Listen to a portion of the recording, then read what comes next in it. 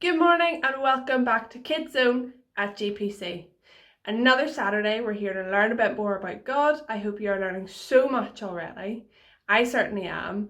I hope you're enjoying our songs and our crafts and all the different things that we are doing. Don't know what the weather's like with you today. In Belfast, it is grim. It is raining and it's not very nice. I miss the sunshine and I miss lying out in it and getting a tan. It's a bit sad. But I hope it's a bit nicer where you are, or I hope that even if it's grim, you can get outside and play anyway.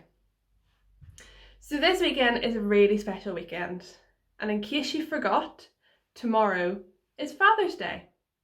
That is a really special day to not only celebrate our fathers, but to celebrate those who are like fathers. So maybe you have a granddad or an uncle or an older brother or even a family friend or church friend who leads by a great example, and that is a bit like a father. So tomorrow is a day to celebrate all those people. In the Bible, God is described in so many different ways, but one of the ways that he is described is as a father. Have you heard that before?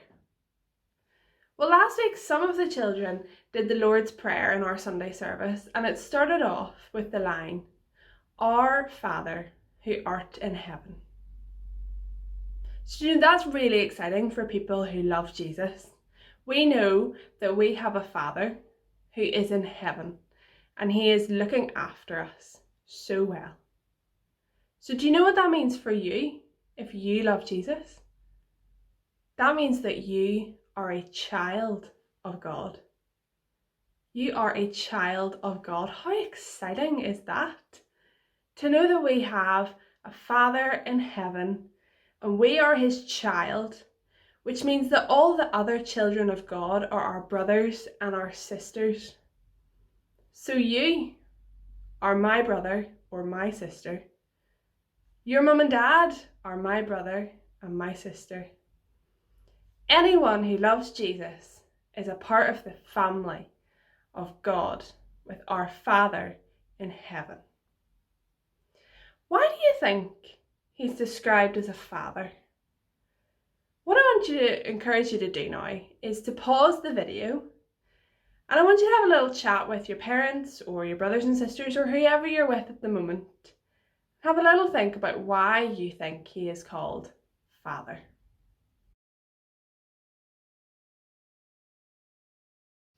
Did you come up with some really good examples?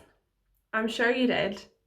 I'm going to give you just 4 examples of why God is like our Father. See if you got any of them the same as me.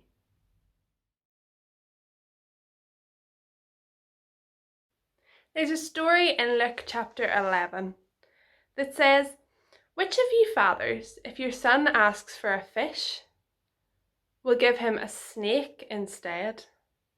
Or if he asks for an egg, will give him a scorpion?"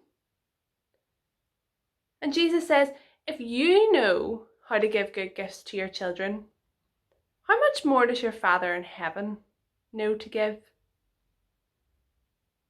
Before this, Jesus has just told the people, ask and it will be given to you. Seek and you will find. Knock and the door will be opened to you. That's a really famous verse. Lots of people know that verse. And it's saying that God knows how to give you what you need. God will provide for your every need. That does not mean that everything you want you will get, but it means everything that you need.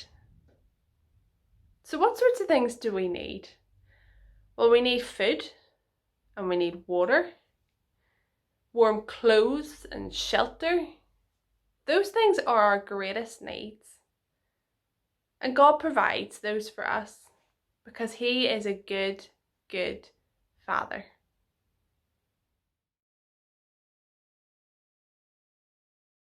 Sometimes we do things that are not good.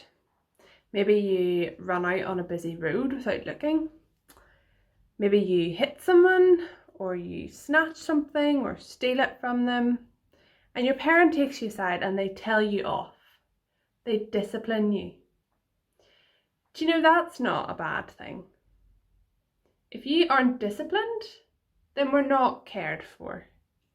And God does that. He disciplines us because he wants us to live in the right way. He wants us to do good things and to live properly. So he disciplines us in order to lead us in the right way.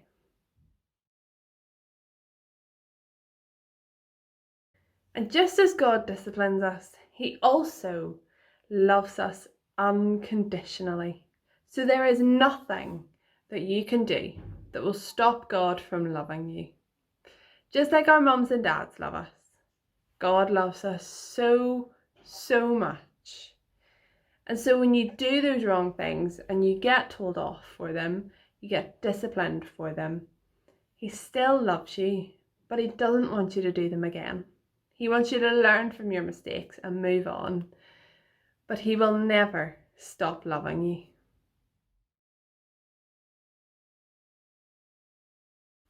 When you're feeling a wee bit sad or upset, what is your favourite thing? Mine is a hug. I love it whenever I am sad and my mum or dad gives me a hug. It just makes you feel so much better. And that is what God is. He is our comforter. Maybe there's times when your mum and dad are at work or they're just not around the house whenever you need a hug.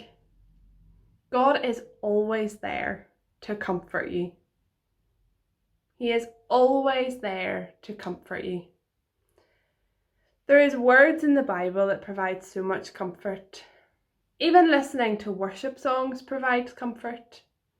Or he can bring comfort through other people in the words that they say, or even in the hugs that they give.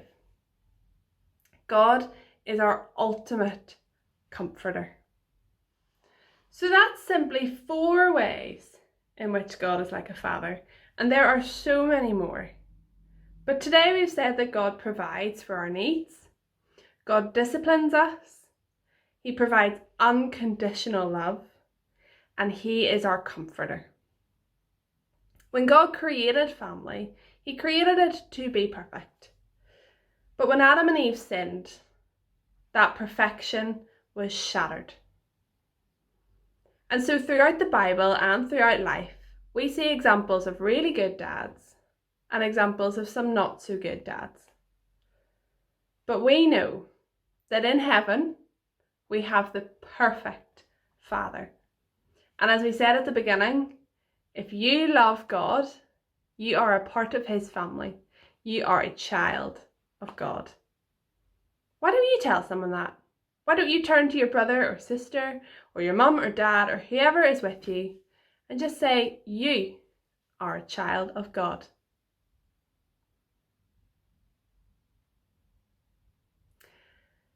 I hope you have a really good weekend. If you're doing something to celebrate Father's Day, great.